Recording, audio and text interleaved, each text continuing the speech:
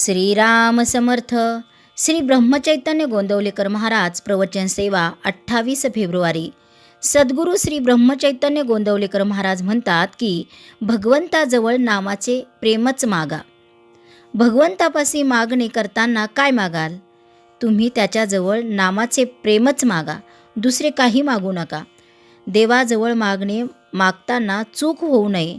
एखाद्या शिक्षकाने विद्यार्थ्यांना वर्षभर उत्तम रीतीने शिकवले.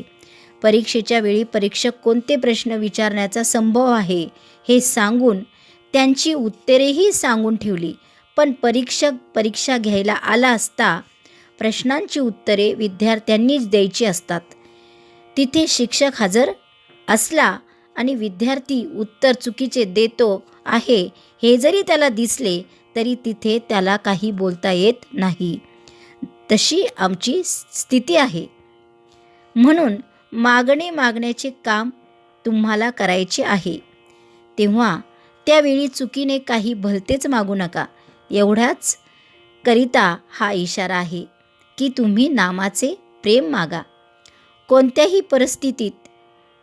परिस्थिती असली तरी त्या भगवंताचे स्मरण ठेवावे, म्हणजे बऱ्या वाईट गोष्टींचा परिणाम मनावर कमी होतो. मनुष्यावर संकटे आली की तो घाबरतो, परंतु परमेश्वराचे अस्तित्व मानणाऱ्यांनी तरी असे करणे योग्य नाही. एखाद्या लहान मुलाच्या बापाने डोक्यावर पांघरून घेऊन बागुलबुवा केला तर ते मूल भीते, पण पांघरुणाच्या आत आपला बापच आहे असे त्याला समजले की ते घाबरत नाही. त्याप्रमाणे प्रत्येक व्यक्तीने आपल्या बाबतीत घडणाऱ्या बऱ्याच वाईट गोष्टी परमेश्वराच्या किंवा आपल्या गुरुच्या इच्छेने होतात ही जाणीव ठेवावी, म्हणजे त्याला भीती वा दुःख वाटणार नाही.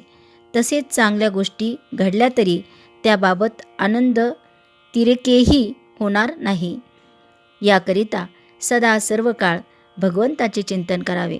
आपल्या विचाराने ठरल्याप्रमाणे झाल्याने सुखच मिळते असे नाही.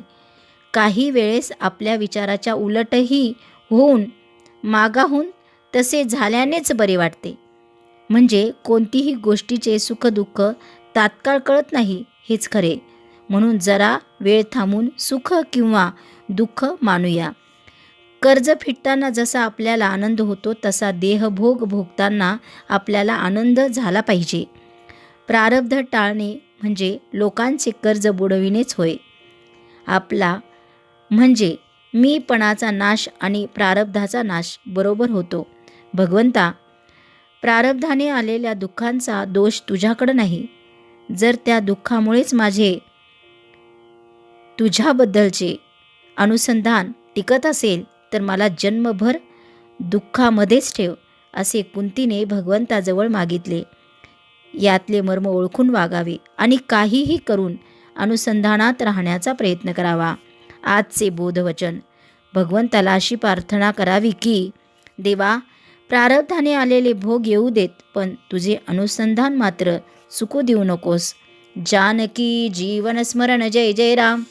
श्रीराम जय राम जय जय राम.